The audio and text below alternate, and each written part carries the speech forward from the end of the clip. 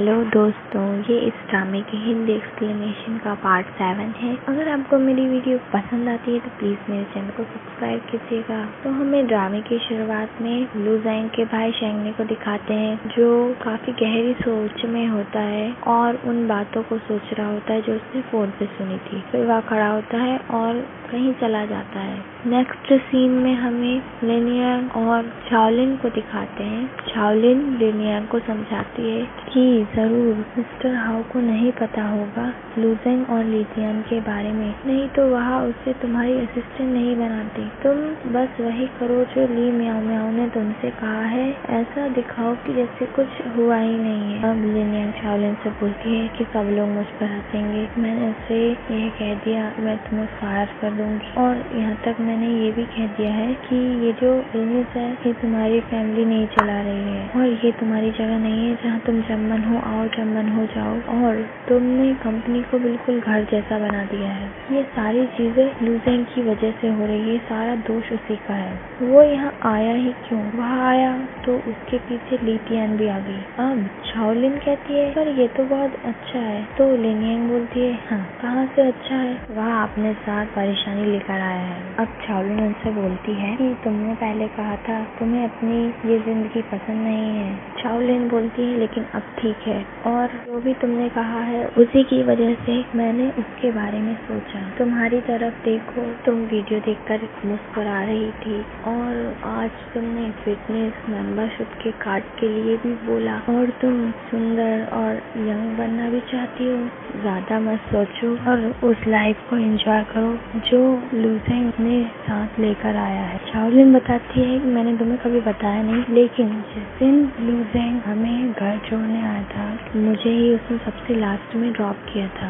और चाओलिन बताती है कि हम लोगों ने क्या बात करी थी। चाओलिन लू ज़ेंग से बोलती है कि तुम सिंगर हो तो तुम जरूर बिजी रहते होंगे। अब लू ज़ेंग यहाँ पर बोलता है कि मैं चाहे कितना भी बिजी रहूं पर मैं उसका ख्याल रखना कभी नहीं छोड़ सकता। अब चाओलिन बोलती है ऐसा लग रहा है कि तुम बड़े हो और वह छोटी है, और बोलती है कि उसे तुम्हारी जरूरत है। अब यहाँ पर लू ज़ेंग चाओलिन को बताता है कि वह बहुत मैच्योर है, बहुत समझदार है। ये सब चीजें होने के बाद भी यह कितना कठिन है। मैं नहीं चाहता कि कोई उसे इस बात के लिए आगे बढ़ाए कि वह बहुत स्ट्रांग है। ऐसा करने से वह यह सोचती है कि कोई बड़ी बात नहीं है और अपने कंधों पर और बोझ ले लेती है। छोटी से परेशानी से कुछ नहीं होता, बस इसीलिए क्योंकि वह समझदार है। मैं नहीं चाहता कि वह इतनी कठिन जिंदगी जिए सबको दिखाने के लिए कि वह कितनी स्ट्रांग है, बल्कि मैं तो ये चाहता हूँ कि वह बिल्कुल एक छोटी बच्चे की तरह रहे जो कभी बड़ी ही नहीं हुई। वह जब चाहे रो सके और अपनी कमजोरियाँ भी सभी को दिखा सके। थोड़ी चाइल्डिश और थोड़ी खुद की मर्जी करने वाली जब वह बच्ची थी मुझे हर दिन परेशान करती थी, इसके बाद भी मैं नहीं चाहता कि वह बड़ों की तरह बिहेव करे। अब यहाँ पे चाओलिन लिनयांग से बोलती है वह तुम्हें बहुत अच्छी तरह से समझता है। इससे समझ में आता है कि तुम बचपन में साथ बड़े हुए हो तो तुम्हारा बॉन्ड कितना अच्छा है। कहीं न कहीं यही कारण है शेंगने और तुम साथ होकर भी साथ नहीं हो। तुम दोनों ही समझदार हो और सक्षम भी हो, तुम बस बेमतलब के रिश्ते में उलझे हुए हो।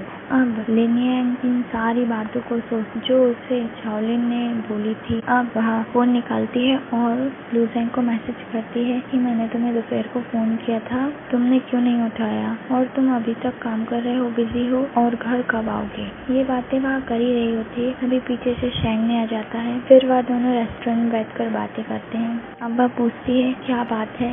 वह बोलता है कि तुम्हारा लू ज़ेंग के साथ रहना सही नहीं है। वह बोलती इसमें क्या सही नहीं है। शेंगने बोलता है मैं जानता हूँ तुम लोग साथ में बड़े हुए हो, लेकिन अब तुम बच्चे तो नहीं हो। शेंगने बोलता है कि कुछ दिनों तक के लिए वहाँ रहेगा तो ठीक है, लेकिन वह ज्यादा समय के लिए रहेगा तो अच्छा नहीं होगा। वह बोलता है मैं तुम्हारी लाइफ में इंटरफेयर नहीं कर रहा हूँ, लेकिन मुझे बस इसी बात की चिंता है कहीं लू ज़ेंग तुम्हारी लाइफ को डिस्टर्ब ना कर दे। अब लिनयांग बोलती ये सारी बातें तुम्हें उससे कहनी चाहिए थी। वह कहता कोई फायदा नहीं, वह पहले ही मेरे घर से जा चुका है तुम्हारे घर, वह मेरी क्यों सुनेगा। अब लिनियंग बोलती है तुम भी ये जानते हो कि उसके लिए भी डिफिकल्ट रहा होगा मेरे घर आना। अब मैं उसका दिल दुखाकर उसे वहाँ से कैसे भेज दूँ। और बोलती है बस इसी बात के लिए तुमने मुझे यहाँ बुलाया, तुम हम दोनों की चिंता क्यों कर रहे हो। और लिनियंग बोलती है तुम पहले की तरह हो, जब भी मेरे ऊपर कोई मुसीबत आती थी तुम आ जाते थे और इस तरह की चीजें मुझे गलत सोचने पर मजबूर कर देती थी। पहले मुझे लगा था कि तुम मुझे पसंद करते हो, बस तुम अपने काम में बिजी थे और इसलिए तुम्हें कभी कहने का मौका नहीं मिला, तो मैं बस इंतजार ही करती रह गई। तुम अब्रॉड चले गए पढ़ने के लिए और कंपनी में आने के बाद फिर लॉयर बनने के बाद भी मैंने इंतजार किया और अब मैं और इंतजार नहीं करना चाहती। वैसे मैं ये सब कहना नहीं चाहती थी, लेकिन अब मैं 31 की हो चुकी हूँ और अब मैं कोई बच्ची नहीं रही।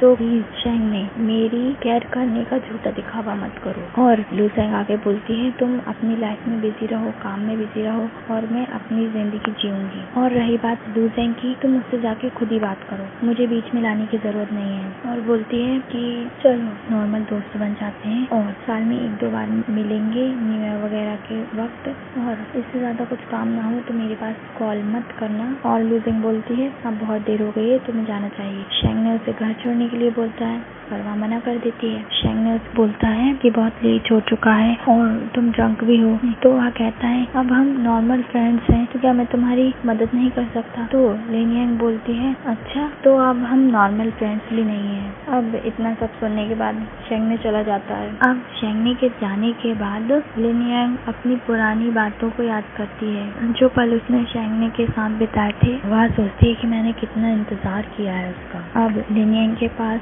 लूसेंग का फोन आता है। वह पूछती है तुम कहाँ हो, घर पहुँच गए। वह बोलता है नहीं मैं अभी कंपनी में हूँ, मैंने बस अभी एक नया सॉन्ग फिनिश किया है। और लूसेंग बोलता है अगर तुम्हारे पास टाइम है तो मैं तुम्हें सॉन्ग सुना सकता हूँ, तुम वो फर्स्ट पर्सन बन जाओगी जिसने ये सॉन्ग सुना है। अब लिनियंग बोलती है हाँ मेरे पास समय है, मैं सुन रही हूँ। और फिर स्पीकर पे रख देती है फोन और सॉन्ग सुनने लगती है। वह सॉन्ग सुन रही होती है और उसके साथ साथ रेस्टोरेंट की ऑनर भी सुन रही होती है। अब लूसेंग का फोन आता है और वह पूछता है कैसा लगा सॉन्ग, तुम्हें पसंद आया।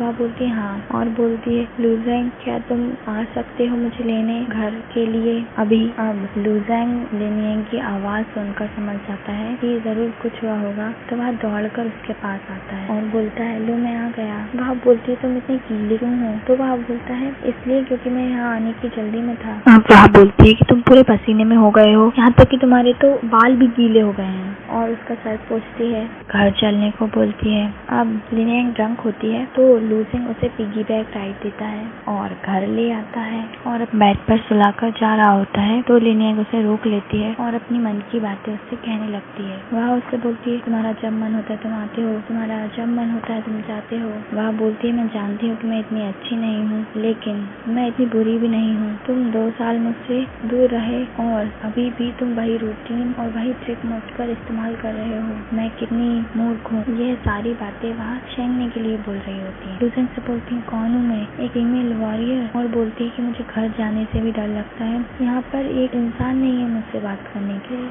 अब लूसेंग उसे तसल्ली देता है कि वह हमेशा तुम्हारे पास रहेगा, तुम्हें कभी छोड़कर नहीं जाएगा। वाइफी डरो नहीं, मैं हूँ तुम्हारे पास। अब सीन कट होता है और नेक्स्ट डे का सीन दिखाते हैं। ऑफिस में लिटियन आती है और बोलती है मुझे लगा था कि मैं सबसे पहले ऑफिस आऊंगी। और बाई से बोलती है कि तुम जरूर बाई होगे, मेरा नाम लिटियन। और बाई से बोलती है अगर कुछ होगा और कंपनी का कोई बड़ा प्रोजेक्ट रहेगा तो मुझे जब आपकी जरूरत पड़ेगी तो मैं आपसे पूछ लूंगी। अब इधर घर पर जब लूसेंग उठती है सुबह, फिर वह बोलती है मेरे साथ क्या हुआ था, मैं घर कैसे आई। और फिर बोलती है फ्लावर एंजल। और कमरे से बाहर निकलकर देखती है लूसेंग को ये आसपास है कि नहीं, और बोलती है अरे मैं क्यों डर रही हूँ इतना, ये तो मेरा ही घर है। वह सब जगह देख लेती है, उसे लूसेंग नहीं दिखता। तो वह लूसेंग को फोन लगाती है। वह बोलता है कि तुम्हें वेट लूज करने की जरूरत है, तुम बहुत भारी हो।